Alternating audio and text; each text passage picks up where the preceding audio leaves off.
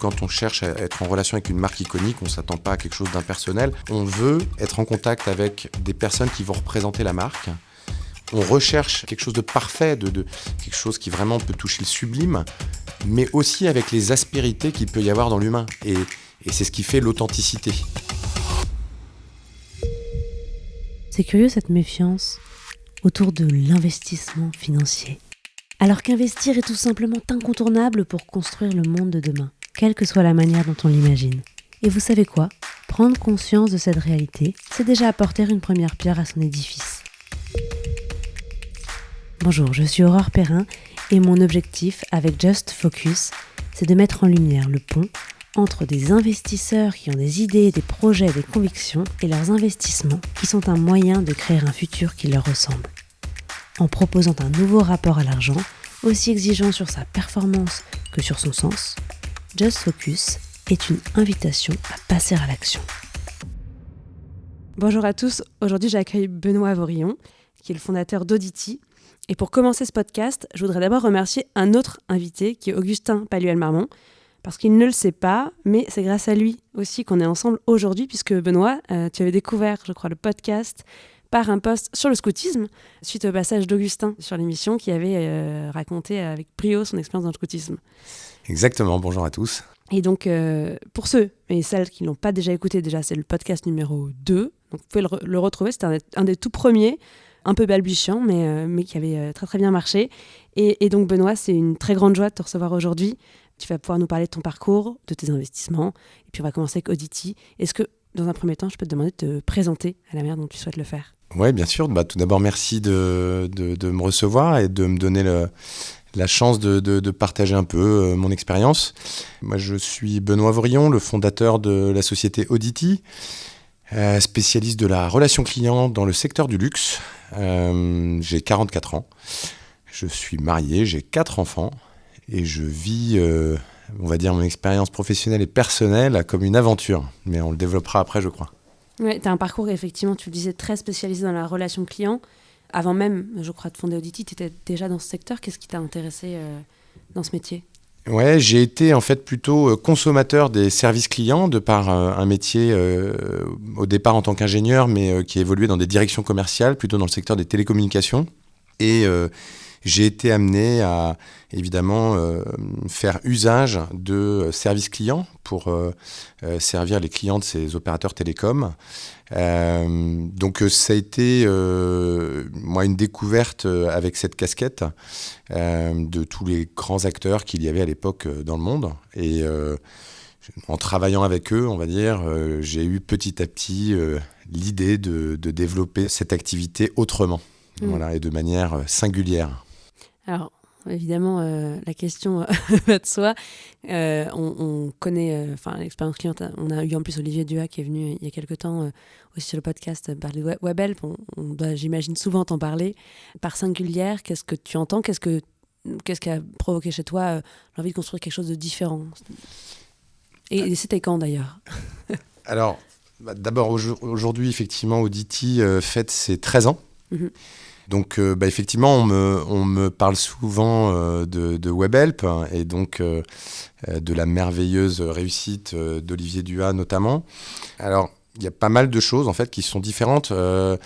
Je vais citer Guillaume Pépi qui, en me rencontrant et en faisant la synthèse d'Audity, m'avait dit un jour, si je comprends bien, Audity, c'est le Webhelp du luxe. Voilà. Donc je pense que la formule est pas mal, donc je me permets de lui reprendre.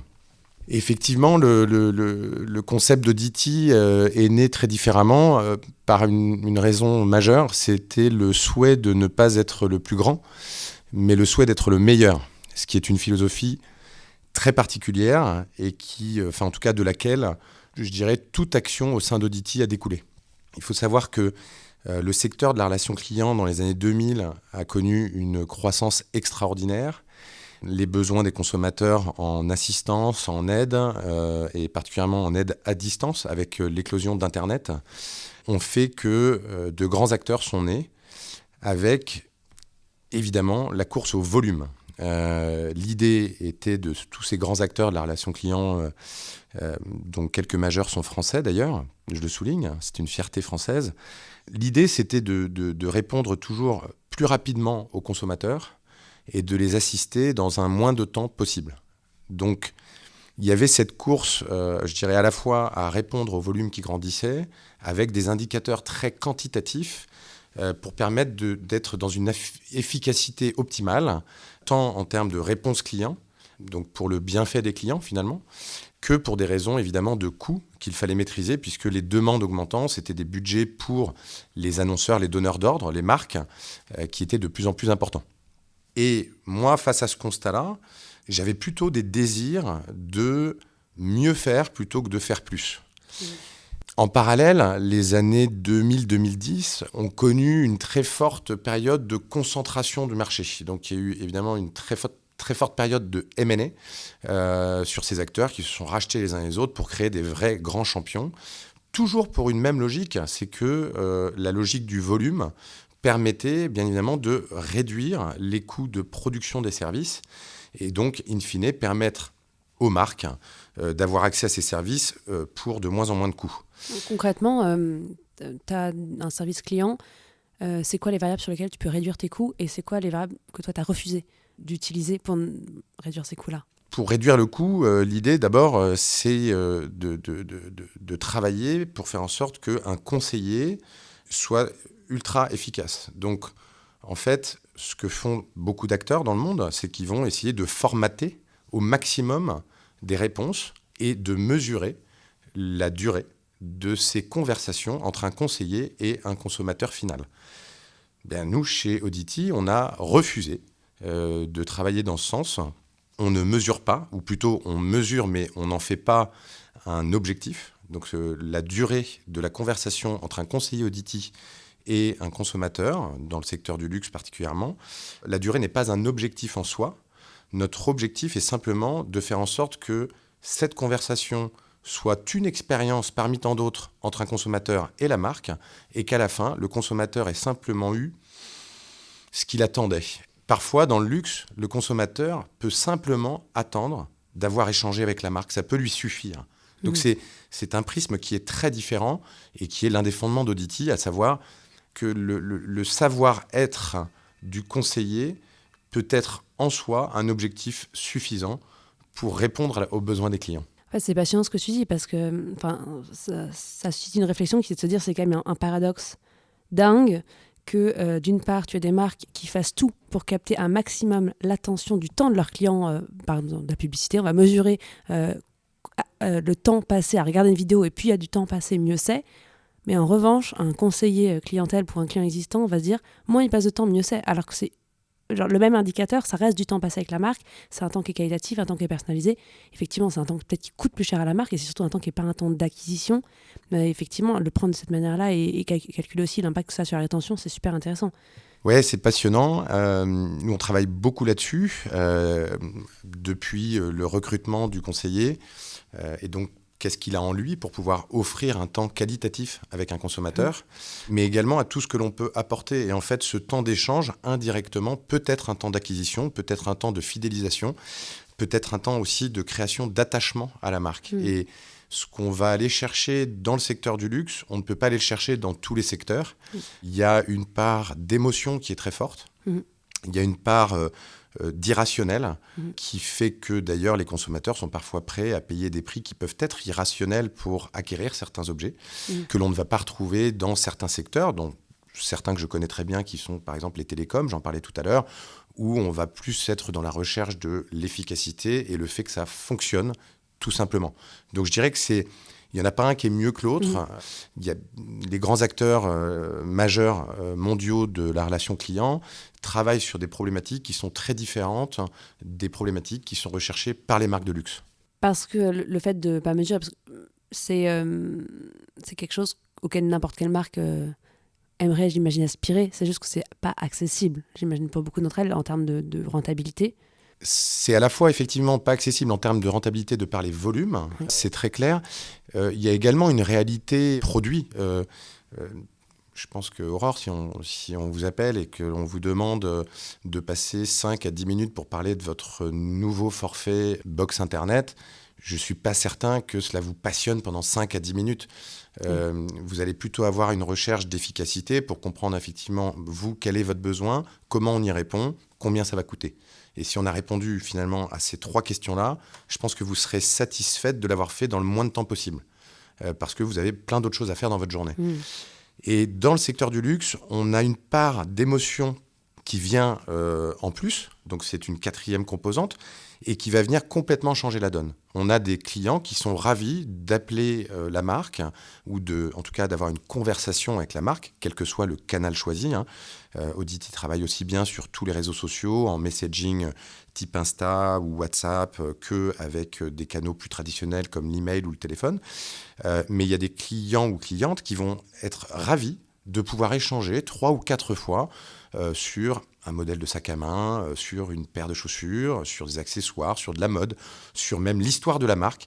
Et donc, c'est vraiment c'est comme quand on allait chiner autrefois dans les boutiques sans savoir si on allait acheter ce produit ou pas, mais on y retournait quand même plusieurs fois, et puis on l'essayait, puis on le réessayait.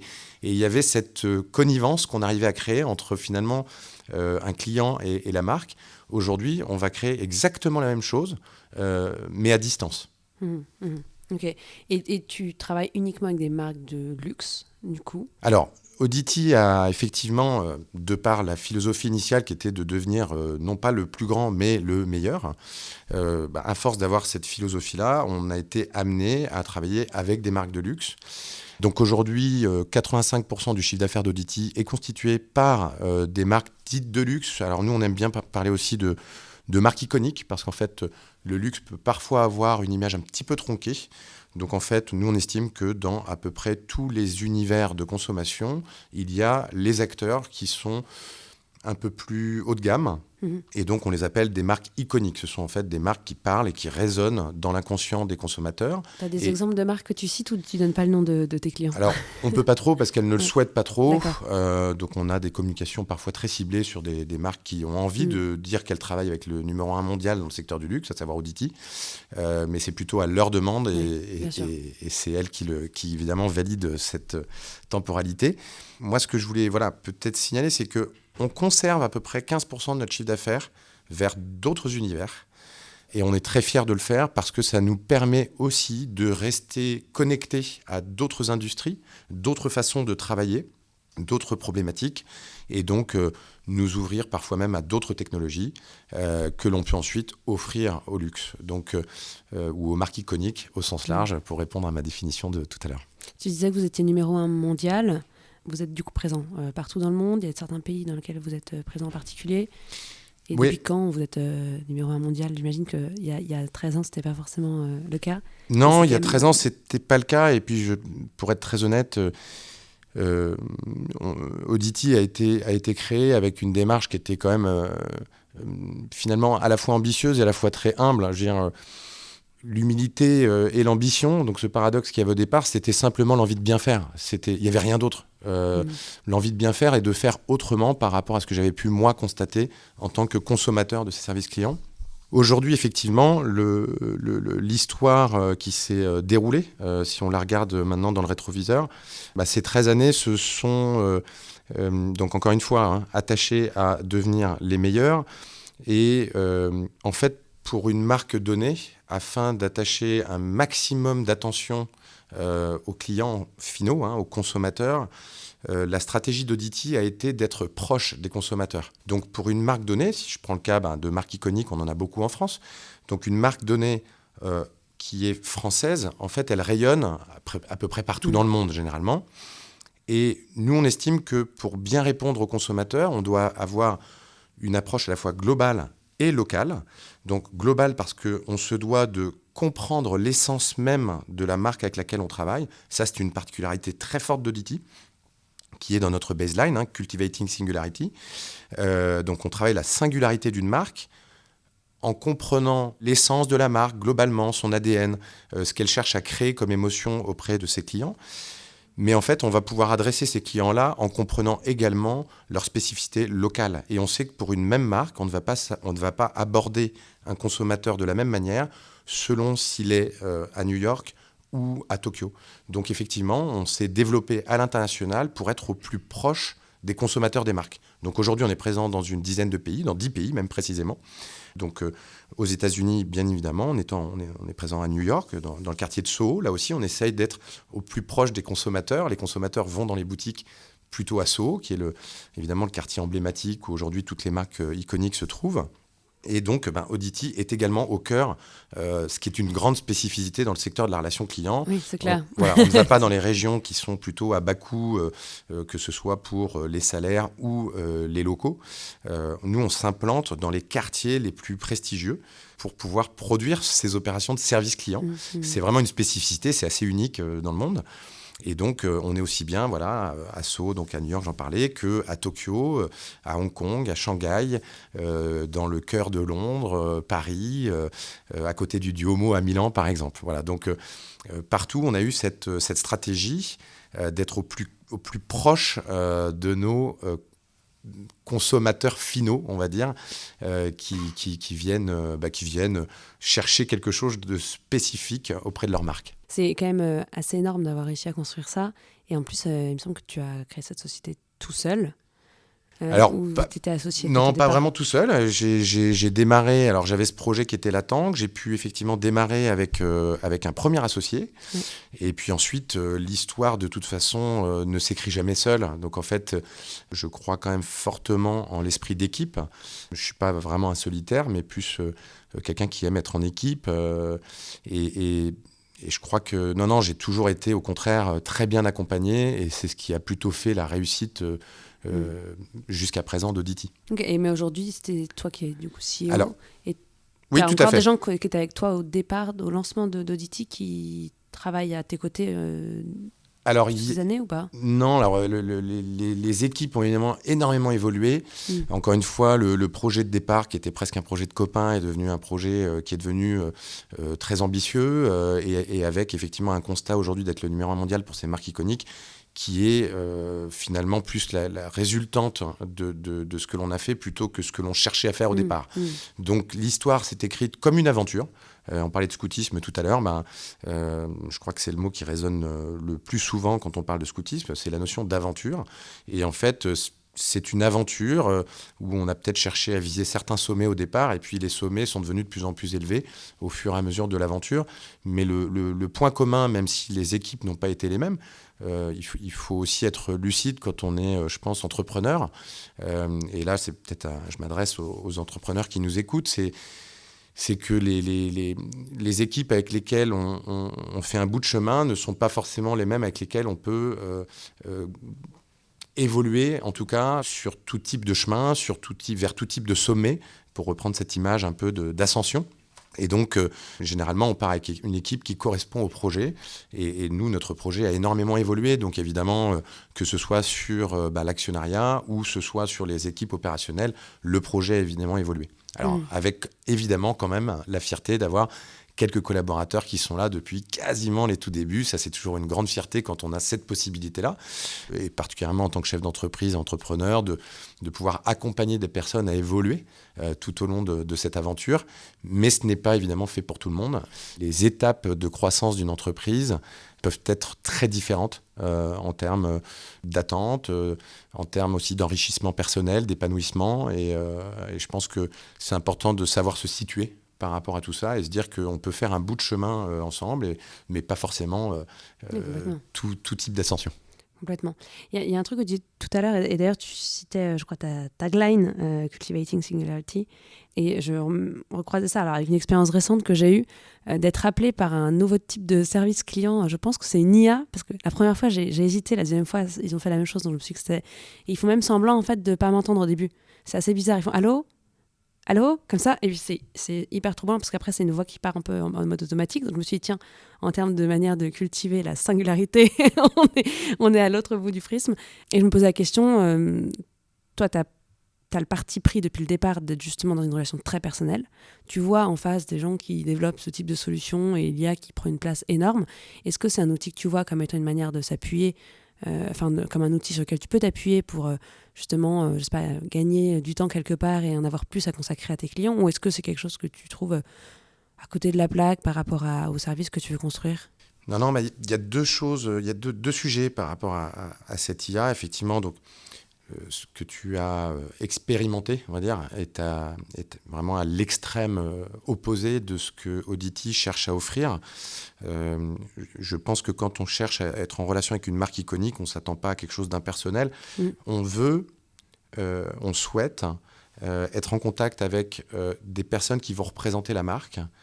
On recherche évidemment une certaine forme de quelque chose de parfait, de quelque chose qui vraiment peut toucher le sublime, mais aussi avec les aspérités qu'il peut y avoir dans l'humain. Et c'est ce qui fait l'authenticité. C'est ce qui fait le bon. Voilà. Et donc, pour reprendre, effectivement, Cultivating Singularity, nous, c'est ça, notre motto, c'est d'essayer d'aller représenter la singularité de la marque avec tout ce qu'elle a de sublime, mais aussi toutes les petites aspérités ou en tout cas le ton de voix que la marque souhaite afficher pour son public. Donc, l'IA, pour nous, ne correspond évidemment pas à cette philosophie. Ça, c'est très clair. Alors, je pense que l'IA a beaucoup d'avenir dans beaucoup de secteurs, même en front, mais pour des marques iconiques qui, justement, je le disais tout à l'heure, cherchent à contacter la marque parfois pour des choses qui ne sont pas tangibles, mais simplement souhaitent être en relation avec la marque, l'IA n'a pas vraiment de sens. Donc l'humain, pour nous, reste au cœur du sujet. Après, c'est vrai qu'Audity s'est beaucoup développé, contrairement à d'autres acteurs, en allant offrir aux marques des technos.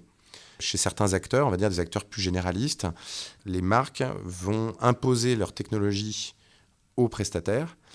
Dans notre cas présent, les marques sont contentes de venir dans l'éco ou le tech environnement plutôt d'Audity, qui leur permet en fait d'avoir une solution qui est optimale, qui est en fait, nous on prend les meilleurs tech du marché, on les intègre dans l'éco-environnement d'Audity et on peut leur offrir. Et dans cet éco-environnement, évidemment, on va intégrer de l'IA.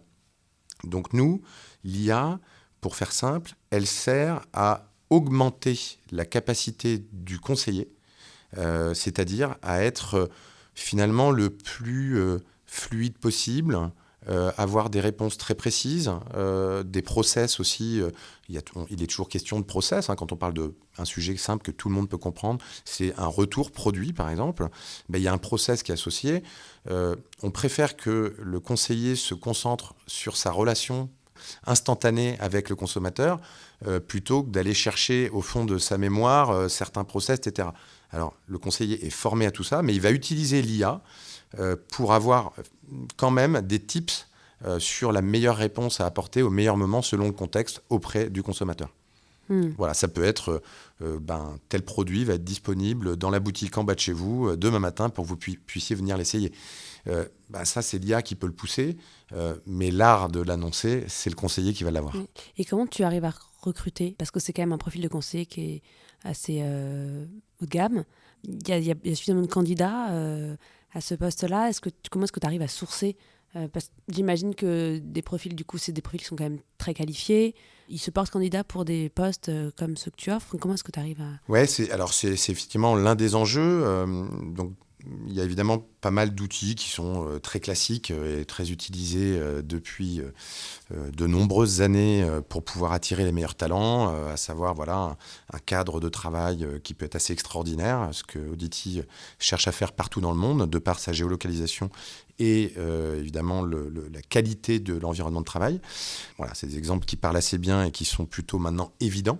Mais en fait, Audity a développé un savoir-faire dans le recrutement en attachant beaucoup d'importance à deux sujets qui se croisent souvent beaucoup. L'inné, c'est-à-dire que c'est quelque chose qui n'est pas quelque chose que l'on peut acquérir. Donc c'est l'inné de la personne, c'est-à-dire son savoir-être finalement, et son éducation. Ce sont deux sujets nous, on a développé des techniques pour essayer d'identifier, en fait. Tu peux nous parler de tes techniques ou pas ? Parce que je suis sûre qu'il y a plein de gens qui rêvent de savoir faire ça. Bien sûr, mais c'est la secret sauce d'Audity. Donc, j'en parle aux marques avec qui je travaille un petit peu. Et encore, on essaye quand même de garder nos secrets de fabrication. Mais l'idée, c'est effectivement d'identifier des profils qui vont avoir à la fois un inné et une éducation, où là, on est entre l'inné et l'acquis, finalement, puisque c'est un acquis pendant une période importante d'une personne et qui vont faire que ça va matcher avec l'ADN d'Audity et l'ADN des marques avec lesquelles on travaille. Ça, c'est un sujet qui est très, très important pour nous. Et les compétences techniques qui sont requises ne sont, à ce moment-là, en tout cas, du recrutement et de l'accompagnement des personnes qui viennent travailler chez nous, les capacités techniques ne seront pas vraiment importantes. Ensuite, la deuxième étape, c'est qu'on a développé un grand savoir-faire en formation technique, pour le coup, mais les personnes étant complètement disposées de par ce qu'elles sont, à acquérir ces compétences, en fait, ça se passe plutôt très bien. Voilà. Après, il y a une autre difficulté qu'on a, nous, c'est qu'on travaille énormément en multilingue, de par notre géographie, mais à l'intérieur même d'un pays et d'un bureau, si je prends à Paris, par exemple, toutes les personnes qui sont chez nous vont parler deux langues, et deux langues de façon maternelle. D'accord. C'est-à-dire qu'elles auront évolué et grandi dans un environnement où elles ont acquises pendant leur phase d'éducation, on y revient toujours, deux capacités, en tout cas deux langues qu'elles vont maîtriser parfaitement. Donc ça, c'est une autre complexité. Donc un savoir-faire en RH très important chez Audity, évidemment. Oui, effectivement. Vous êtes combien aujourd'hui chez Audity ? On est pas loin de 1700 collaborateurs répartis dans le monde. Ok. Je vois que l'heure tourne, mais j'avais deux questions que je voulais absolument te poser avant, donc je les pose quand même, tant pis. On parlait en intro du scoutisme. Je sais que c'est une expérience qui était vraiment chère. On ne va pas refaire la roue sur le scoutisme. Ça a déjà été fait. J'incite toutes les personnes à écouter. En plus, je crois que tu as été scout unitaire comme Augustin. Tout à fait. Donc voilà, Augustin a déjà tout dit sur le sujet, enfin plutôt Marine, qui l'avait fait, oui. Qui était cheftaine de compagnie.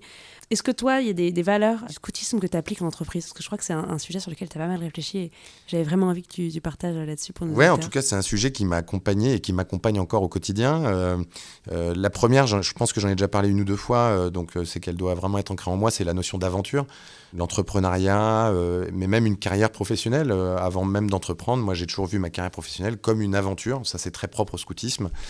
Et puis ensuite, il y a des notions qui sont très intéressante que l'on vit dans le scoutisme quand on est un jeune et que je pense qu'on peut vivre dans une entreprise. Et c'est cette notion d'équipe. J'en ai parlé aussi. Moi, c'est très important pour moi, c'est d'être en équipe, mais aussi d'avoir des rôles dans cette équipe. En fait, au scout, comme en entreprise, comme en tant qu'entrepreneur, on est toujours le plus petit de quelqu'un et le plus grand de quelqu'un d'autre. Et donc, on a ce regard, je trouve, à la fois, quand on est le plus grand, de transmettre. C'est un peu ce devoir de transmission. Et puis, quand on est le plus petit, de regarder les autres avec humilité. Et donc, c'est ce rapport, je trouve, aux autres qui me semble être très important. Et puis ensuite, c'est, je crois, le profond respect que l'on a les uns vis-à-vis des autres qui fonctionne bien. On doit s'écouter et dans les moments qui sont bons, c'est facile. Dans les moments qui sont plus compliqués, c'est un peu plus difficile.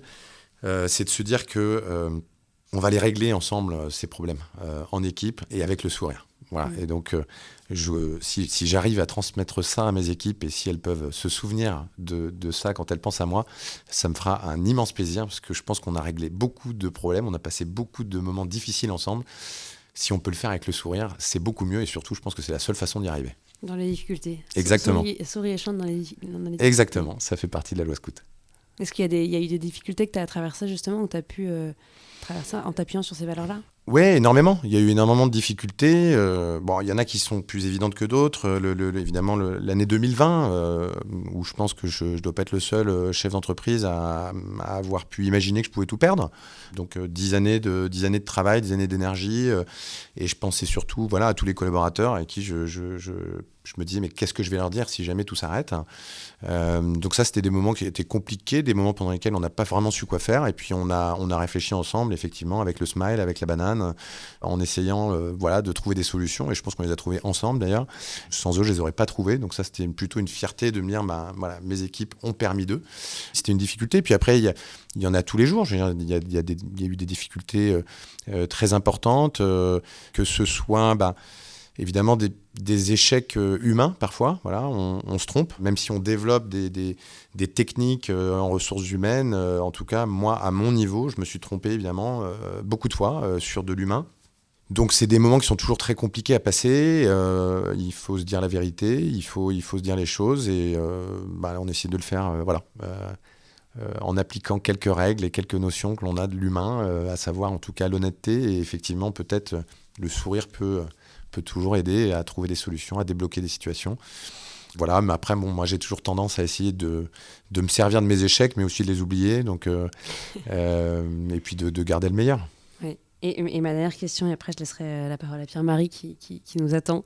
Tu disais quand même en intro que tu avais 4 enfants, et je voulais te demander comment est-ce qu'on est papa, mari, chef d'entreprise, successful à la fois. Successful, je sais pas, mais... Successful peut s'appliquer, la parenthèse, tu peux la mettre là où tu veux. Ouais. Non, alors... je pense que c'est pareil, c'est aussi en tout cas dans la façon de vivre. J'ai toujours privilégié, c'est peut-être l'ADN d'Audity qui ressort aussi, ou le mien qui ressort au travers d'Audity, mais aussi de la vie familiale, le qualitatif au quantitatif. Donc je sais qu'il y a une course dans la société actuelle à passer le plus de temps possible avec ses enfants, avec sa famille, ce qui me semble très vertueux, c'est quand même un bel objectif. Mais évidemment, ça peut être incompatible avec le fait d'être chef d'entreprise qui est très prenant. Donc je le dis à tous les entrepreneurs qui nous écoutent, si ça doit être un partage en tout cas, moi, je suis allé rechercher des temps très qualitatifs. Alors, j'ai une organisation, en tout cas, qui me permet d'avoir mes moments privilégiés avec ma femme, en amoureux. C'est important de les conserver. Et puis, en famille, donc tous les 6. Et puis ensuite, j'ai développé, depuis leur plus petit âge, des moments père-enfant, individuellement, que j'essaye d'avoir à période en tout cas très très régulière, qui sont des moments très privilégiés. Et donc mes temps sont comme ça un petit peu divisés ou découpés de manière à ce que ce soit pas brouillon, mais que ce soit très clair, très délimité et très qualitatif. Donc j'essaye de créer des moments expérientiels, on va dire, ça, c'est un peu mon défaut professionnel, avec mon entourage que j'aime, et puis des moments en entreprise qui sont des moments très dédiés, mais évidemment très prenants quand on est entrepreneur. Merci beaucoup pour ce partage, j'espère que ça inspirera d'autres. Merci Aurore. On va accueillir tout de suite Pierre-Marie de Forville, que tu connais depuis longtemps. Pierre-Marie qui est un des fondateurs d'Ivesta, associé aussi de fondateur de Sapiens, et qui va parler avec toi plus de sujets financiers, parce que c'est aussi ça qui nous anime aujourd'hui. Bonjour Pierre-Marie. Bonjour Aurore, bonjour Benoît. Bonjour Pierre-Marie. Effectivement, donc, la transition familiale tombe juste, puisque je voulais un peu plus échanger avec toi sur l'angle patrimonial, avec ta double casquette d'actionnaire et de dirigeant d'entreprise. Mais avant peut-être de rentrer dans les sujets actuels, peut-être faire un petit retour de quelques années en arrière à la fondation d'Audity. Je ne sais pas je crois pas que tu étais en France à l'époque. Et on dit souvent, les entrepreneurs, il y a toujours l'hésitation. Plus on se lance jeune, moins on prend de risques financiers, entre guillemets, et plus on se lance tard, avec déjà des salaires de cadre ou cadre supérieur, etc., confortables, on va dire, plus on prend de risques par rapport au coût qu'on a à assumer, d'autant plus que souvent avec l'âge, comme tu viens d'évoquer, on a une famille, on a construit une famille avec femme et enfants, et donc le risque est d'autant plus important. Donc juste peut-être pour faire donc il y a beaucoup d'entrepreneurs qui se posent la question de comment sauter le pas d'un point de vue financier. Est-ce que toi, quand nous en France, on dit souvent que l'État français, pour le coup, cette fois, est le premier VC français, puisque c'est lui qui permet aux entrepreneurs de vivre pendant 2 ans grâce au dispositif d'allocation chômage. Toi, que tu n'étais pas en France à l'époque, est-ce que ça a été une question ou alors est-ce que tu as pu te payer tout de suite? Combien de temps tu as mis à récupérer ton salaire de cadre? Tu étais chez Orange avant, c'est ça ou... Alors, tu vas nous expliquer, mais combien de temps tu as mis à récupérer ton salaire de cadre d'avant? Est-ce que ça a été une question? Comment tu as fait en fait? Est-ce que ça a été une question pour toi ou pas en fait? Et comment tu l'as abordée? Ouais, c'est une question qui est hyper intéressante. Donc moi, quand j'ai fondé Audity, je venais d'avoir 30 ans en gros. J'avais passé 30 ans. J'attendais mon 3e enfant. J'étais directeur commercial pour un opérateur télécom, en effet. Donc avec un salaire bien plus que correct, un niveau de vie qui était très agréable. Donc je dirais que créer une entreprise, effectivement, c'était quand même un vrai sujet financier. Alors moi, il y a plusieurs choses dans la méthode avec laquelle je l'ai fait, ce projet. C'est premièrement, j'étais à l'étranger, donc moi, je n'avais pas droit à ces 2 années où la France peut financer par un chômage pour entrepreneuriat. J'avais pas le droit à ça, donc en fait, j'ai peut-être aussi appliqué un peu quelques années de scoutisme. Je suis allé en toute honnêteté, en fin de compte, voir mon employeur. Voilà. Et je lui ai dit, voilà, j'ai une idée, j'ai envie de créer quelque chose. J'ai ce projet qui me tient à cœur. Est-ce que tu m'offres la possibilité de le faire en parallèle de mon travail ? Donc là, ça ne vient pas aider la question qu'Aurore me posait tout à l'heure sur la gestion du temps en famille, parce que ça a été un peu compliqué. Mais donc, ce qui s'est passé, c'est que j'ai conservé mon emploi pendant une certaine durée, 2 à 3 ans. Donc comme quoi la France a pas mal évalué en fait la durée qu'il fallait à un entrepreneur pour se donner le temps d'eux. Mais en plus de ce travail-là, j'ai créé effectivement Audity. Alors, il y a eu une petite négo parce que mon salaire a été un petit peu revu à la baisse, mais quand même, cet employeur que je tiens à... Il saura que je pense à lui très fort et que je le remercie, m'a laissé cette opportunité pour en fait finalement garder mon job et en parallèle créer Audity. Donc les soirs, les nuits et les week-ends ont été un peu compliqués, mais effectivement, je ne concevais pas de mettre ma famille en péril parce que j'avais cette envie, cette obsession de créer quelque chose. Ça, c'est le premier sujet. Puis après, le deuxième sujet, c'est que quand j'ai créé Audity, en fait, je ne savais pas que je me paierais un jour. Et je ne savais même pas si c'était mon ambition. Je crois que j'aspirais à créer vraiment un acteur différent sur le marché. Et c'était plus ma préoccupation de tous les jours que de me dire je vais me payer un jour.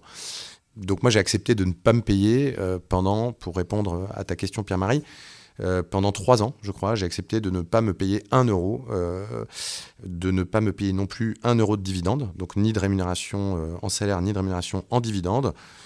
Parce que je croyais en fait plus fort que tout au projet et que c'était ma préoccupation majeure. Je voulais que ça fonctionne et j'y croyais. Parce qu'Audity a été rentable à partir de combien d'années à peu près ? En fait, Audity a quasiment toujours été rentable, mais j'ai toujours tout réinvesti dans le développement d'Audity. Donc, mais ça a été voilà, dans la stratégie en tout cas de développement d'Audity, on parle beaucoup aujourd'hui de cash burning. Nous, ça n'a jamais été le cas. Moi, je sais d'où je viens et je viens d'un milieu très simple où l'argent, ça ne se brûle pas. Donc, je ne suis pas très fan de cette notion de cash burning, mais plutôt je pense qu'on peut être entrepreneur, avoir de l'ambition et se dire que l'objectif, quand même, c'est de créer de la valeur. Et la valeur, c'est quand même d'abord les personnes qui travaillent au sein d'une entreprise.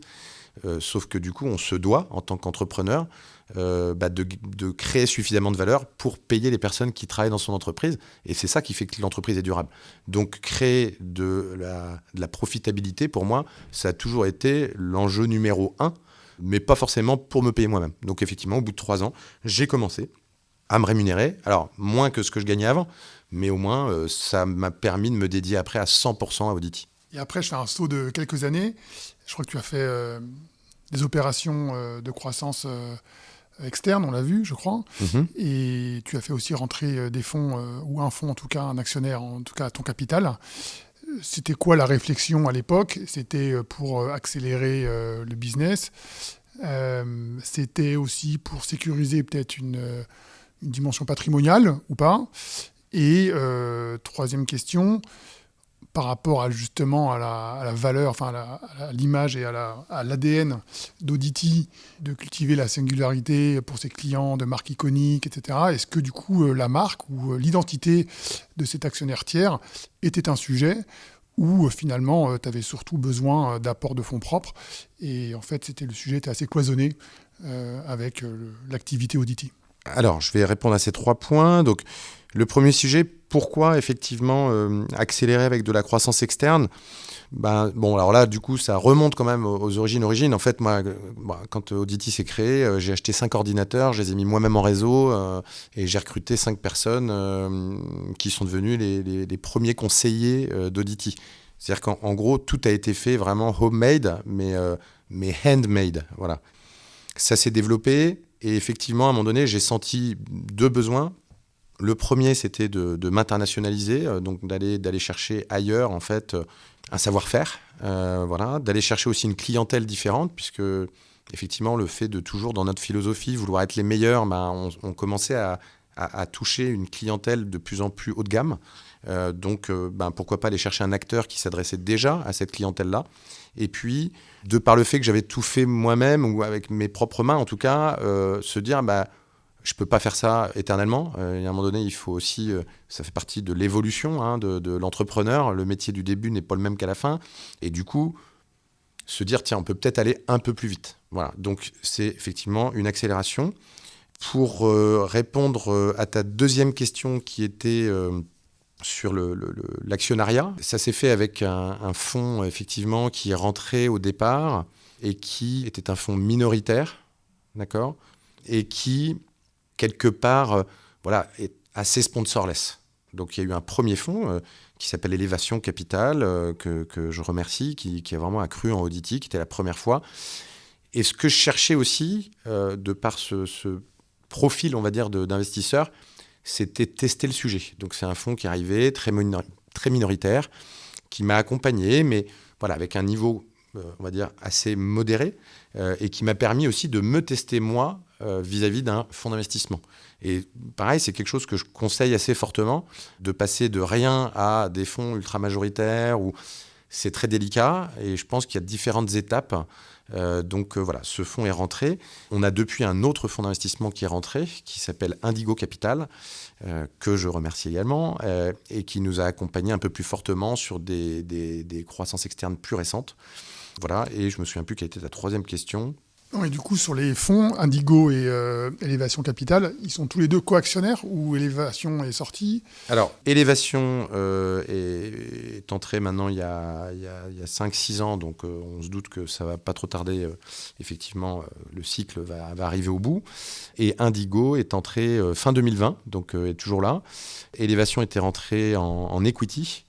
Et Indigo est rentré sous un format plus on va dire de dette mezzanine, donc un format un peu différent, toujours sponsorless, mais on va dire avec des montants plus importants de par les opérations de croissance externe qui étaient plus importantes. D'accord. Et justement, pour souvent quand on parle aux entrepreneurs, on sait que au-delà du stress quotidien, on va dire, du run de l'entreprise, il y a quand même des sujets qui sont l'ouverture du capital pour aller plus loin et la croissance externe, toujours pour aller plus loin aussi, qui sont quand même deux sujets à fort enjeu. Est-ce que ça a été des sujets de stress pour toi? Est-ce que tu aurais fait différemment avec le recul sur des sujets qui sont évidemment compliqués, de s'associer avec quelqu'un et de racheter des entreprises pour les intégrer ou pas? Je ne sais pas à quel point vous les intégrez tout de suite, ou si sa vie sort, si elles ont vécu leur vie entre guillemets avec leur marque. Est-ce que ça, c'est des sujets sur lesquels tu as eu forcément peut-être des petits échecs ou autres? Est-ce que ça a été... quelles leçons t'en as tiré en fait? Qu'est-ce que tu referais différemment ou pas? Ou est-ce que finalement tu avais tapé dans le mille dès le début? Alors, donc il y a les deux facettes. Donc il y a la facette côté investisseur. Moi, je crois que j'ai attaché énormément de soin à choisir ces partenaires-là, Élévation puis Indigo. Et donc, j'ai eu aucune déception sur le sujet. Mais c'est vrai que j'y ai attaché un soin très important, et tout particulièrement à l'humain. Après, les modèles financiers, finalement, ce ne sont que des... Voilà, c'est du pur technique. Moi, ce qui m'importait, c'était vraiment le profil des personnes que j'avais en face de moi, m'assurer que je pouvais adhérer à leur profil, mais m'assurer qu'eux-mêmes étaient confortables avec mon profil. Et là, j'ai rien à regretter. Vraiment, je suis très satisfait. Après, il y a le profil des entreprises sur lesquelles donc, j'ai opéré ces croissances externes. Et là, ouais, des erreurs, il y en a eu beaucoup. Pas forcément sur les cibles elles-mêmes, où je pense que c'était le bon choix, mais plus sur la façon d'intégrer. J'ai eu un petit peu, on va dire, le syndrome. J'ai acheté des cibles qui étaient plus importantes que moi. Ça, c'est quand même assez particulier. Enfin, je ne suis pas le seul, mais en tout cas, c'est déjà très différent quand on veut intégrer des cibles petites ou plus grandes que soi. Et donc, c'est marrant, ça fait écho à ce que je disais tout à l'heure sur le scoutisme, mais effectivement, sur le côté, je veux intégrer une entreprise plus grande dans mon environnement.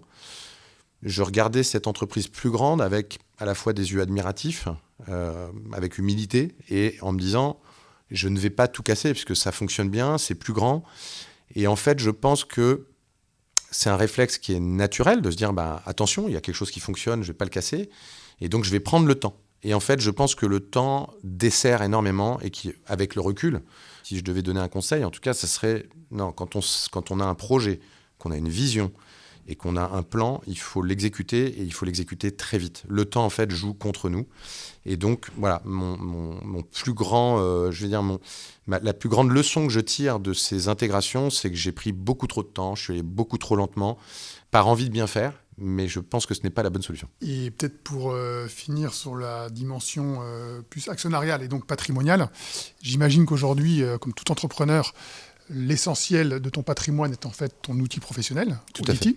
Ouais. Est-ce que tu as une réflexion par rapport à ça, ou tu te dis, je travaille jusqu'à que j'ai 60, 70 ans ou autre, ensuite je transmettrai un de mes enfants, ou je vendrai selon les opportunités, et puis je verrai en gros dans 20, 30 ans, ou est-ce que tu as une stratégie patrimoniale aussi sur cet outil professionnel, de te dire il faut que je sécurise un petit peu, ou je fais d'autres choses patrimoniales pour me mettre à l'abri en cas de pépin, pour pouvoir passer des coups durs, Est-ce que tu as une logique un peu de diversification de ton risque, ou alors est-ce que tu dis que tu es 100% concentré dans Audity, et puis on verra advienne que pourra dans le futur, ou est-ce que tu as une approche diversifiée, quoi. C'est vraiment ça.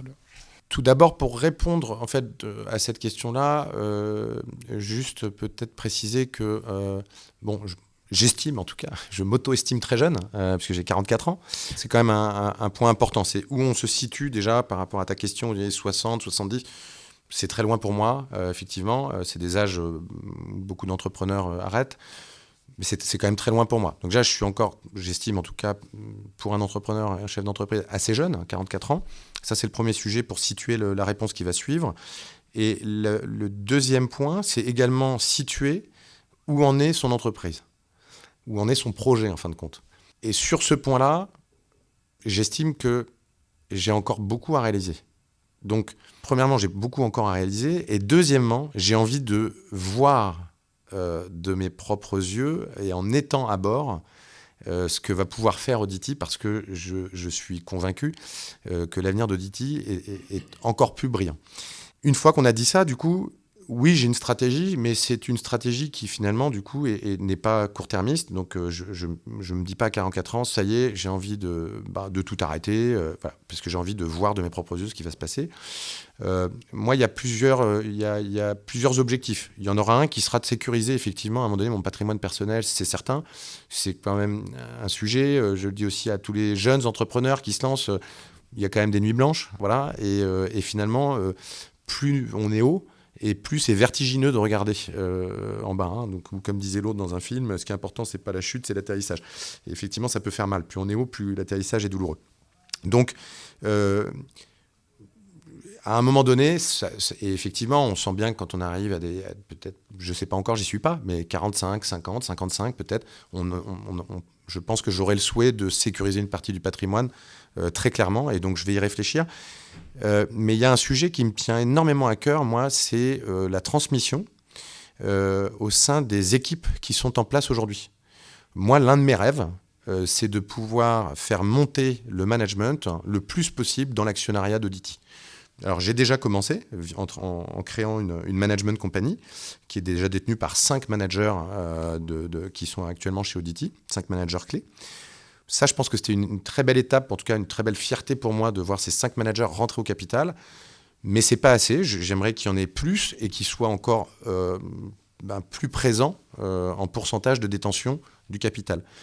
Et je pense que quand on arrive du coup à se situer à un certain âge auquel je ne suis pas encore, un certain niveau de réalisation, de résultats, de présence mondiale, de part de marché, etc., et qu'en plus on a réussi à faire en sorte que son management ait la main et les clés de l'entreprise, ce jour-là, je partirai tranquillement, peut-être pas à 100%, mais je pourrais partir tranquillement, en tout cas en partie, pour penser à mon patrimoine personnel. Et justement, on parle du management que tu fais monter dans la gouvernance et dans l'actionnariat. Le management dans une société comme ça, qu'on a créée from scratch, en plus, c'est un peu comme une famille, famille de cœur.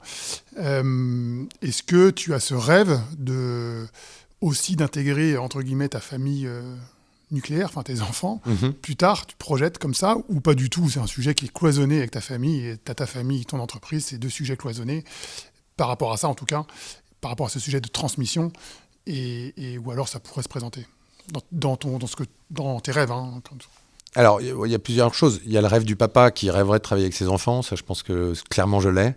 Mais un peu inavoué, parce que il y a 2 sujets. Moi, je pense que la force, en tout cas, dans mon aventure, c'est que je partais de rien du tout. Un milieu, encore une fois, social très simple, avec 0 € en poche. Donc, je pense que ça a été un moteur. Je ne suis pas certain que si j'avais pu compter sur mon avenir de manière assez certaine, j'aurais avancé de la même manière. Ça ne veut pas dire qu'il n'y a pas des exemples de très belles familles qui ont très bien réussi, spécifiquement en France. Donc, mais chaque histoire est propre. Moi, la mienne, c'est que mon moteur a toujours été que je partais de rien et que je visais des sommets. Voilà, c'est une façon de vivre. Donc, je suis toujours très partagé. En tout cas, moi, je ne leur promets pas leur avenir. Je veux qu'ils aillent se le chercher. Donc ça, c'est un premier sujet. Et le deuxième, c'est qu'évidemment, on ne peut pas s'empêcher d'y penser, et que si mes enfants et les plus grands sont dans pas si longtemps que ça sur le marché du travail, souhaitent s'investir, s'intégrer dans cette aventure-là, bah évidemment, ce sera un plaisir, mais parce que ce sera un choix pour eux et non pas quelque chose d'imposé, parce que je crois aussi beaucoup au poids que cela peut représenter. Lorsque c'est une figure imposée, de se dire que voilà, le père a créé, il faut développer, il faut faire mieux.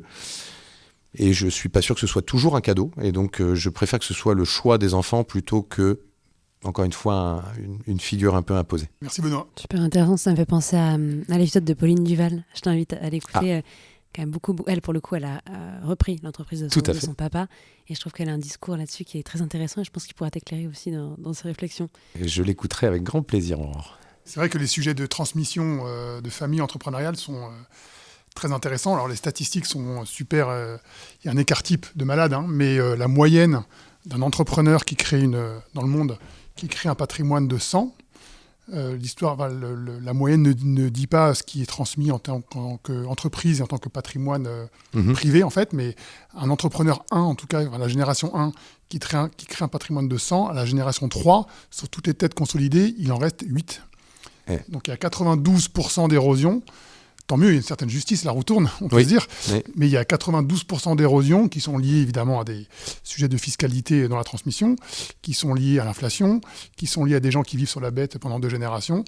À la culture également, il y a des cultures qui sont plus familiales que d'autres, tout à fait. Ouais. Donc c'est vrai que les exemples qu'on a, qui sont plutôt les biais du survivant, en fait, d'entreprises familiales qui réussissent super bien, en moyenne, il y a plutôt 92% d'érosion. C'est un sujet incroyable. Mais ceux qui fonctionnent fonctionnent très bien.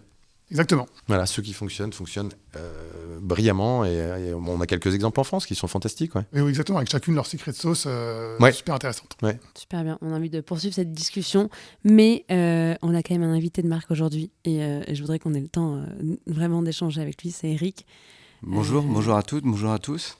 Merci de l'invitation. Eric Henrion, fondateur de l'île aux enfants à Madagascar.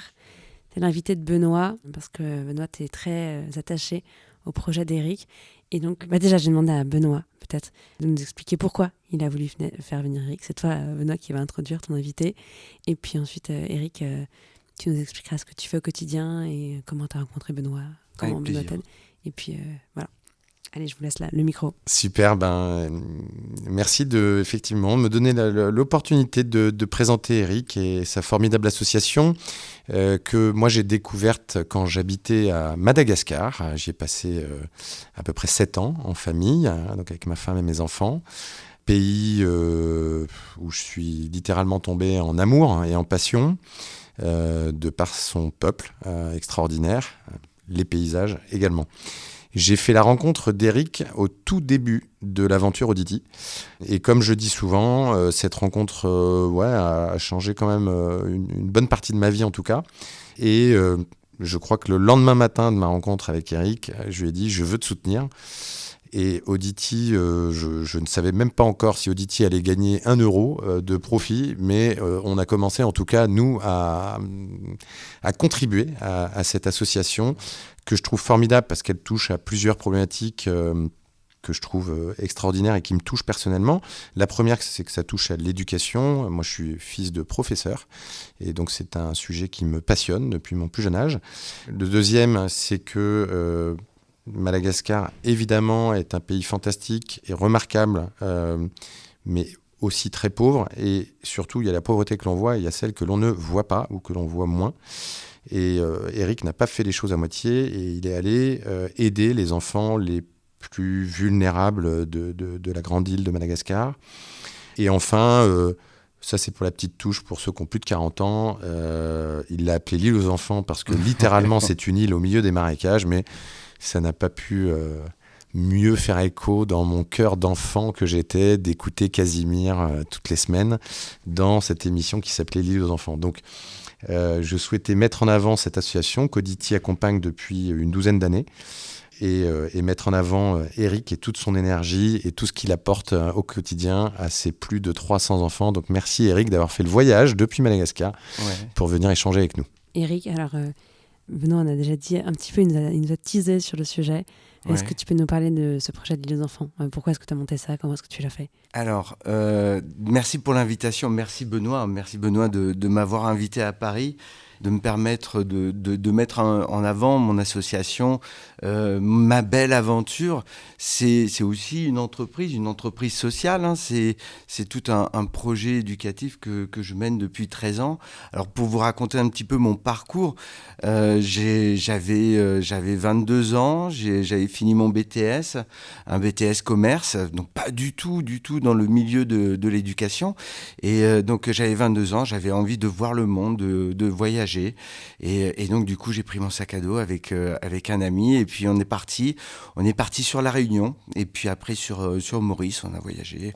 Et puis, je me suis arrêté un temps à La Réunion pendant 3 ans où j'étais commercial, où je vendais des chauffe-eau solaires, je faisais du porte-à-porte, je vendais des contrats téléphoniques, etc.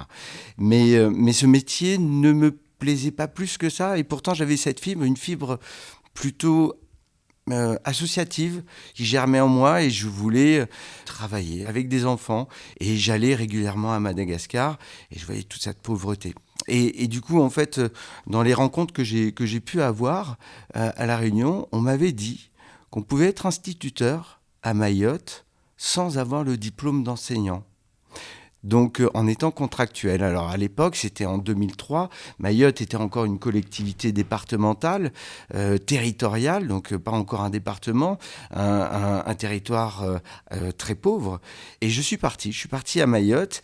Et puis, on m'a donné les clés d'une classe et on m'a dit, bon, ben voilà, maintenant, tu es instituteur.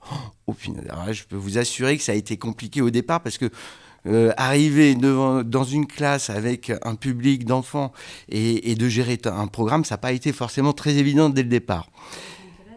Sur les 8 ans, j'ai traversé les classes de maternelle jusqu'à la fin de primaire. Et puis, entre-temps, dans ce parcours d'enseignant, en contractuel, j'ai passé mon concours de professeur des écoles. Donc, je suis rentré en tant que professeur des écoles à Mayotte. Et malgré tout, je partais toujours à Madagascar. Je voyais toute cette pauvreté. Alors, tu le disais si bien, Benoît, c'est un pays magnifique, mais c'est un des pays les plus pauvres au monde, un des pays où la misère règne d'une façon assez difficile à voir. Et donc, quand je venais à Madagascar, quand je venais à Tana, je voyais tous ces enfants qui vivaient dans des bennes à ordures, dans des déchetteries, et ça me touchait énormément. Et je me suis dit, à cette époque-là, au bout des 8 ans d'enseignement à Mayotte, j'avais 33 ans, je me suis dit, allez, alors j'étais célibataire à l'époque, je n'avais pas de femme, pas d'enfant, et je me suis dit, c'est le moment, si je veux faire une action, si je veux faire un projet par moi-même qui me ressemble, eh ben c'était le moment de le réaliser. Et les planètes se sont alignées, donc ça veut dire que je suis arrivé à Madagascar, j'ai cherché un terrain pour pouvoir construire mon école. Et de là, j'ai eu un appel d'un ami de Mayotte qui me dit, écoute, il était malgacho-maoré, et il m'a dit, voilà, mon père est décédé, il a un terrain dans les bas quartiers, dans les bidonvilles de Tananarive, tu l'as bien connu, c'était un instituteur avec qui tu avais travaillé, donc je le connaissais, et il m'a dit, prends ce terrain, je te le mets à disposition de ton association, tu crées une association et tu construiras une école en mémoire de mon père. Donc, je suis arrivé dans ce quartier. Alors, ce quartier, en fait, je vais vous le décrire, mais c'est un quartier extrêmement pauvre. Donc, ça veut dire que le terrain était en troisième plan, dans un marécage. Alors, Benoît est venu à plusieurs reprises voir le contexte de l'école et le contexte du quartier. Donc, c'est un quartier qui est enclavé. On y accède par des petites ruelles, des coupes-gorges. Et puis après, il faut traverser des passerelles. C'est un quartier marécageux, une déchetterie.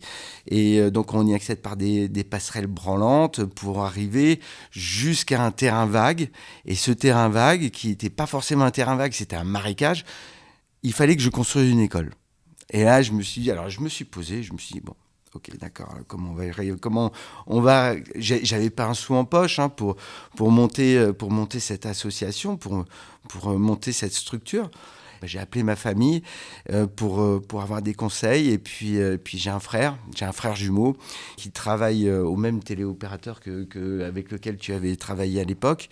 Et puis on a monté un dossier de partenariat, un dossier employé, donc pour une levée de fonds, de subventions.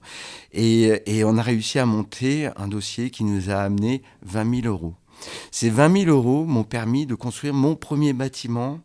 Et donc, j'ai monté ma structure petit à petit. Premier bâtiment, 2 premières classes, des classes de 4 ans, des enfants de 4 ans. Et puis après, chaque année, j'augmentais mes effectifs. Et donc, j'ai par la suite, en fait, j'arrivais à la fin du cursus maternel. Je me suis dit, je ne peux pas m'arrêter là. Donc, il faut que je construise les primaires, le bâtiment primaire, et donc du bâtiment maternel, bâtiment primaire. Et puis en fin de primaire, les enfants, il fallait les amener vers le collège, et j'avais pas forcément envie d'ouvrir le portail de l'école et leur dire continuez votre cursus, alors que moi je n'étais que instituteur, je ne connaissais pas le parcours d'enseignement collège et lycée. Et j'ai construit donc le maternel, les primaires, le bâtiment collège, le bâtiment lycée. Et donc maintenant ça fait 13-14 ans que je travaille, que je vis avec ces enfants. J'ai été adopté par les gens du quartier et moi-même, j'ai adopté ces enfants. Et donc, 13-14 ans plus tard, j'ai plus de 300 enfants de 4 ans à 18 ans, des enfants qui, il y a 13-14 ans, étaient mes tout petits et qui, aujourd'hui, sont mes premiers bacheliers. Donc ça veut dire que c'est toute une continuité d'accompagnement de ces jeunes. On a eu 90% de réussite au bac. Il y a un examen d'entrée en 6e, on est à 100% de réussite pour l'examen d'entrée en 6e. Et malgré tout, en fait, dans ce contexte très compliqué, parce que c'est une très belle école que j'ai construite, parce que pour se sentir épanoui, et pour mener à bien un projet, il faut se sentir épanoui. Et vivre 13 ans dans une déchetterie, je peux vous assurer que il faut se sentir bien. Et puis donc du coup, j'ai mis des dispositifs d'éducation dans cette école où chaque classe a mis en place un potager hors sol pour cultiver, pour se responsabiliser. On a mis un poulailler pédagogique aussi où les enfants apprennent à entretenir un poulailler, à récolter des œufs, à faire des recettes de cuisine, à amener les œufs également pour notre cantine. Et là aussi, je parle de cantine parce que avoir une cantine, c'est important. Si un enfant va à l'école, en premier lieu, c'est pour manger. C'est que si un enfant ne mange pas, il n'aura pas la possibilité de s'épanouir, de grandir et de travailler correctement. Donc, on a mis en place une cantine scolaire pour ces 300 enfants. Et je me posais la question, c'est des enfants qui étaient dans la rue que tu as recueillis ou c'est des enfants... Parce que j'imagine qu'il y a aussi des écoles à Madagascar, ils n'étaient pas scolarisés ces enfants à la base. C'est quoi la règle? L'école est obligatoire, pas obligatoire? Comment ça fonctionne le système scolaire malgache? C'est assez compliqué, c'est un sujet très, très long à débattre. Mais alors déjà, dans un premier temps, les enfants que j'accueille à mon école sont des enfants qui sont à proximité de l'école. Donc ça veut dire qu'on appelle le quartier à Madagascar, on appelle ça un Fouktan. Le Fouktan, c'est un chef-lieu. Ce chef-lieu, il y a 15 000 habitants. 15 000 habitants qui vivent dans des contextes de vie extrêmement difficiles. Ils vivent dans les enfants dorment à même la terre battue, dans des maisons en bois, en chute de bâches. Et puis, en saison d'été, il y a toutes les inondations qui font que, en fait, beaucoup de familles sont sinistrées. Et imaginez-vous une période des pluies où on a des inondations dans un marécage, dans une déchetterie, où les gens font leurs besoins dans le marécage. Donc ça relève toutes les immondicités qu'on peut imaginer et ça éveille aussi tous les problèmes, tous les maux, toutes les maladies qui en émergent. Donc des pneumonies, des tuberculoses. Il peut même arriver qu'il y a eu des cas de peste, une peste endémique. Donc c'est un tableau assez noir que je vous dépeins, mais c'est la réalité des choses. C'est vrai que c'est malheureux, ce genre de quartier est ainsi fait. Et donc ces enfants qui gravitent autour de l'école n'ont pas accès à l'école. Alors les écoles publiques sont déjà surpeuplées. Malheureusement, il y a beaucoup d'enseignants qui ne sont pas payés. Il y a un décrochage scolaire qui est énorme parce que même si l'école est gratuite à Madagascar dans les écoles publiques, il faut quand même payer les fournitures scolaires. Il faut quand même pouvoir manger. Si tu ne manges pas, ça veut dire qu'il faudra que tu retournes dans la rue pour travailler. Et donc, il n'y a pas de continuité scolaire. Si je peux ajouter un élément, à mon avis, qui est important, qu'Éric a créé, c'est qu'en fait, de cette zone marécageuse, c'est très compliqué. Moi, j'y suis allé quelques fois, mais c'est très compliqué d'en sortir. Donc, en fin de compte, même techniquement, physiquement, aller dans une école qui serait à l'extérieur, déjà, c'est très compliqué. On parle de marcher déjà une demi-heure pour sortir des marécages. Et ensuite, il faudrait encore aller plus loin pour aller trouver une école.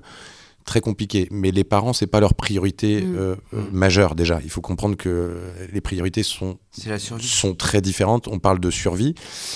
Et c'est là où je veux revenir au projet d'Éric qui m'a semblé magnifique et dont le nom est approprié.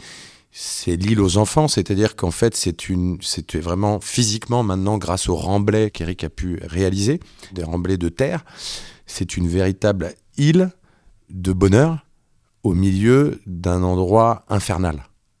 Et les enfants, en fait, passent en quelques passerelles, donc avec une proximité, passent en quelques passerelles d'un endroit qui est infernal à cette île qui est un moment de bonheur. Ils arrivent, ils ont accès à des douches, ils ont accès à des vêtements propres tous les matins avant de rentrer en salle de classe.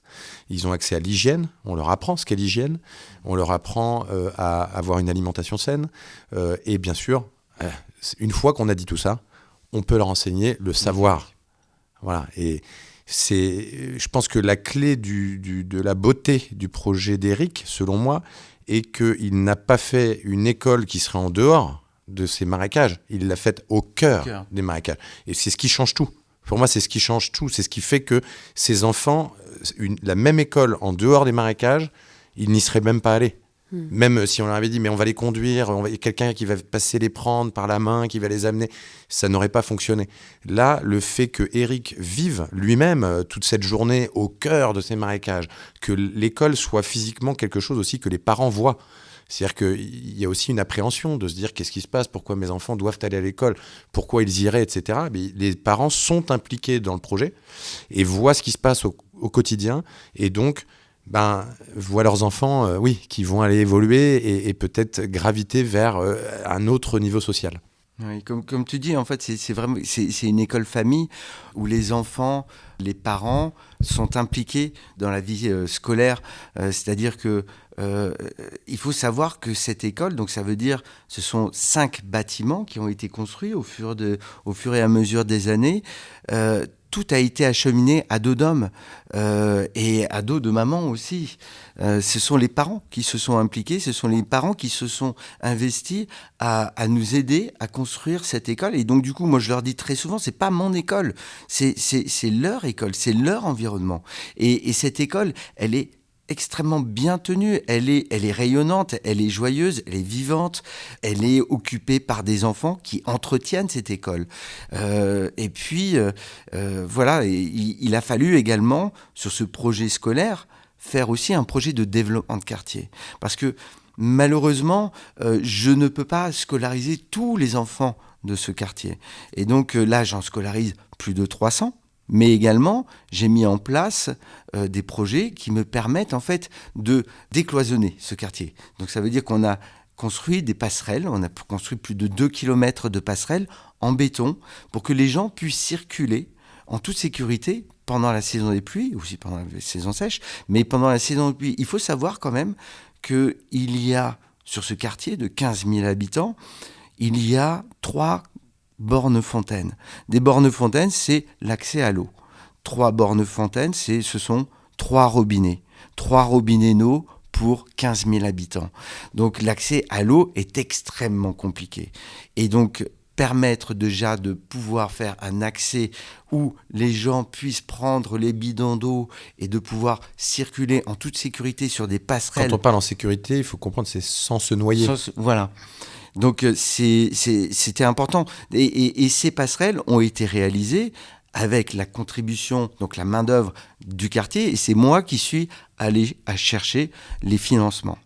Et puis, on a mis également en place, avec un autre ami, une association juste en face de notre école qui permet de nourrir plus de 800 enfants du quartier. Donc ça veut dire qu'à notre école, on nourrit 300 enfants et puis on a une cantine de quartier qui permet de nourrir également 800 à 1200 enfants par jour. Voilà, des enfants qui vont peut-être dans des écoles publiques mais qui n'ont pas la chance de pouvoir manger, des enfants qui vont dans la déchetterie pour glaner des morceaux de charbon ou chercher voilà, de quoi manger. Donc ça leur permet, c'est aussi une aide, alors un peu plus d'urgence. J'imagine qu'avec 300 élèves, tu as un corps professoral que tu as recruté, c'est ça ? C'est ça. Et c'est aussi des personnes du quartier ou ils viennent de l'extérieur pour enseigner ? Alors en fait, quand j'ai construit, quand j'ai ouvert mon association, quand j'ai ouvert mon école, alors tout a été progressif. Ça veut dire que je ne suis pas arrivé en mode où je construis une énorme structure. Ça a été en fait, ça a été progressif. Et puis donc quand je suis arrivé, j'ai monté mes 2 premières classes. J'ai embauché du personnel, bien entendu, du personnel du quartier. C'est le personnel du quartier que j'ai formé, que j'ai accompagné et qui m'a suivi jusqu'à aujourd'hui. Et donc, il y a une autre chose, c'est-à-dire que donc sur ces 13 ans d'accompagnement d'enfants, il y a bien entendu une augmentation d'élèves, une augmentation de collaborateurs et de salariés. Et maintenant, tu as des anciens élèves. Et c'est ça, c'est là où je voulais en venir. Ça veut dire qu'on est passé de 3-4 enseignants à 35 employés. Et puis, sur ce parcours scolaire, depuis ces 13 ans, il y a des jeunes qui étaient en décrochage scolaire. Donc, des jeunes qui n'avaient pas l'ambition, qui n'avaient pas le potentiel à finir leur scolarité. Et donc, j'ai mis en place des formations à l'école. Une formation qui m'est très chère, c'est l'enseignement. Et je permets à des jeunes filles de l'école de pouvoir faire une formation d'enseignante au sein de l'école. Elles ont 15 ans, elles font une formation de 3 ans, elles auront 18 ans à la fin de leur formation et elles pourront passer leur examen d'autorisation d'enseigner et elles feront partie de mon staff. Et donc en fait c'est ce cercle vertueux. Au bout d'un moment, j'ai plus forcément besoin de chercher des gens à l'extérieur. Je peux également travailler avec mes jeunes et ces jeunes qui de mieux peuvent connaître la vie, le quotidien des plus petits. Donc c'est voilà. Et il y a une autre formation que j'ai mis en place, une formation professionnelle, parce que là aussi, je permets aux enfants de passer le bac, mais il faut aussi leur permettre d'avoir une formation professionnelle. On a mis en place une formation professionnelle à l'art culinaire. C'est-à-dire qu'au sein de l'école, on a mis en place une salle dédiée à la formation de la cuisine, une cuisine tout équipée en inox, sol époxy, avec un dispositif de marche en avant pour que les enfants puissent travailler comme s'ils étaient dans un restaurant. L'idée, c'était de faire en sorte que les jeunes soient accompagnés par un maître formateur. Et ce maître formateur, ce formateur à l'art culinaire, est une personne très connue parce qu'il fait des émissions de télévision c'est un grand chef. Madagascar. Et donc, en fait, on a des référents qui viennent travailler avec nos jeunes et ça donne envie aux jeunes de réussir. Et voilà. Et donc là, on est sur notre 3e promotion cette année. Une vingtaine de jeunes qui font 3 TP par semaine avec un cours théorique par semaine et un cours scolaire également pour continuer leur cursus scolaire. Et au bout de 2 ans de formation, avec des stages en entreprise, dans des grands restaurants, ils sortiront de cette formation pour rentrer dans un monde formel avec un diplôme reconnu par le ministère de la Formation et également, donc, en fait, avec un métier en poche. Et je peux vous assurer que quand on est dans un quartier aussi compliqué, pouvoir sortir de ce quartier et de pouvoir rentrer dans la vie active avec un véritable métier, et ce sont des métiers que je souhaite mettre en place avec des débouchés et pour des jeunes. Donc ils deviennent commis cuisiniers et puis certains deviendront certainement des grands chefs. Et Audity a pu tester pour que les jeunes s'entraînent à faire la cuisine en service traiteur et c'était absolument divin. Ouais. Excellent. Tu fais lien en plus avec ma question d'après. En fait, j'ai envie de t'écouter nous parler de l'île aux enfants pendant des heures. Je sais on peut pas, mais c'est très frustrant. Il faudra que je vienne voir un jour. Mais, il faut venir, exactement. Et je me demandais justement, toi, dès le tout début, tu as été séduit et tu as eu envie d'accompagner Eric.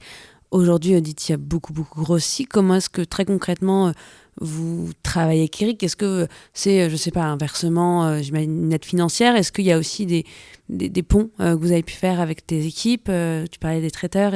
Enfin voilà, je serais curieuse de savoir comment est-ce que tu articules aussi ces 2 branches-là. Oui, alors d'abord, on a une personne à qui j'envoie un petit clin d'œil, qui est une collaboratrice Audity depuis pas les premiers jours, mais presque, qui s'appelle Ads, qui pilote en fait ce partenariat et d'autres, mais tout particulièrement celui-là depuis les tout débuts. Au départ, moi j'ai aidé à titre personnel en parrainant une petite fille que l'on parraine toujours. Qui est au lycée maintenant. Qui est au lycée maintenant, qui a bien grandi. Qui a l'âge de mes enfants, qui est formidable. Et puis, effectivement, en impliquant Audity. Alors, au début, c'était par on va dire, effectivement, un accompagnement financier qui pouvait être ponctuel. Puis après, on a fait évoluer un peu cet accompagnement de différents... En fait, dès qu'on avait des opportunités, c'était plutôt en fonction de nos idées. Donc, on a fait des collectes de vêtements en France qu'on a envoyés là-bas. Il y a pas mal de projets. On a incité à un moment donné nos collaborateurs, s'ils le souhaitaient, à parrainer également, collaborateurs et proches d'ailleurs, à parrainer un enfant. Et puis après, on allait un peu plus loin et puis on a commencé à inciter nos clients, en fait. C'est-à-dire que ce que l'on fait grâce à Ads, à qui j'ai envoyé un petit clin d'œil tout à l'heure, c'est que à chaque fois qu'on a un client on l'invite à aller là-bas, à visiter, à se rendre compte. Alors on passe par des émotions incroyables parce que c'est des personnes qu'on essaye de préparer. Mais bon, vous savez ce que c'est. On passe sa vie à Paris, dans le speed, dans le luxe aussi, et dans le speed. Et puis à un moment donné, on arrive là et c'est vrai qu'il y a une charge émotionnelle qui est très forte. Donc on accompagne vraiment bien les personnes qui vont là-bas. Tout le monde le dit. Il y a un avant et un après. Et en fait, à force simplement de les sensibiliser sur le fait que on leur soumettait l'idée de pouvoir aussi accompagner l'association. Et puis à un moment donné, on est allé plus loin et puis on propose en fait du coup à pas mal de marques de contribuer directement ou indirectement via Audity, en tout cas selon tous les formats. Donc on a tous les formats. On a par exemple certaines marques, c'est une partie du chiffre d'affaires que l'on reverse à l'association L'Île aux enfants. Et puis il y en a d'autres, elles se sont dit non, nous on va les aider en direct parce que ça nous permet d'avoir aussi de la cohésion sociale. Donc ils se sont mis à aider en direct L'Île aux enfants grâce à Audity. Et nous, peu importe, en fait, on est simplement content que l'association grandisse, qu'il y ait des nouveaux bâtiments, des nouvelles idées, des nouvelles formations. Et puis voilà, donc maintenant c'est vrai qu'on est très processé, on a vraiment une personne qui est quasiment dédiée à ça. On sensibilise toutes nos équipes partout dans le monde sur les différents projets que l'on a. Celui-ci étant le premier d'Audity, donc voilà, aussi pour cette raison que je voulais qu'Eric soit là pour partager avec passion, comme vous avez pu l'entendre et le voir, son projet qui est merveilleux à mes yeux. Oui, et on est ravis que tu aies eu cette idée et je remercie vraiment tous les deux d'avoir fait le déplacement. J'ai une dernière question à vous poser et puis après on va s'arrêter parce qu'on a largement dépassé. J'aime bien quand même demander à mes invités un conseil pour les personnes qui nous écoutent. Alors il y a eu plein de choses qui ont déjà été dites et qui sont peut-être retenues, mais est-ce qu'il y a quelque chose d'autre que vous aviez envie de faire passer comme message ou un conseil que vous aviez envie de donner pour... Par exemple, quelqu'un qui aurait une entreprise qui aurait envie d'aider une association, par exemple, ça peut être aussi des valeurs, créer quelque chose. Je crois qu'il faut un peu laisser, de toute façon, toujours parler un petit peu son cœur. Hein. Moi, c'est encore une fois, j'ai expliqué, je crois, tout à l'heure que cette rencontre avec Eric avait beaucoup résonné. Parce que ça touche un sujet qui est très présent chez Audity de par ses origines, c'est que simplement, moi j'ai toujours été en admiration devant ma maman était professeure, j'ai toujours beaucoup parlé d'éducation avec elle, et naturellement, du coup, Audity s'est orienté vers l'éducation. Et moi, si j'ai un conseil à donner, faites pas d'associatif parce que c'est la mode, ne faites pas d'associatif parce que c'est des opportunités. Faites juste parler votre cœur et normalement, votre cœur vous emmènera, vous guidera naturellement vers les sujets qui vous passionneront. Et du coup, 13 ans après, on peut effectivement se regarder avec Eric, se prendre un petit déjeuner ce matin tous les deux et se dire génial, ce chemin parcouru, tous les deux en partant de zéro, on a évolué et on a évolué aussi ensemble. Donc voilà, mais parce que je pense qu'il y a eu ce côté cœur. Voilà, donc moi le seul conseil que je donnais, parce qu'effectivement aujourd'hui on peut entendre de temps en temps certains entrepreneurs se dire qu'en fait on peut pas créer une boîte si on fait pas du RSE. Non, c'est pas ça le sujet, c'est laisser vraiment parler votre cœur et vous en ferez naturellement. Il y a pas, moi il y a 13 ans c'était pas la mode. C'est pas, il n'y a pas d'obligation à le faire. Il faut le faire quand on se sent prêt. Il faut le faire avec des sujets qui nous tiennent vraiment à cœur.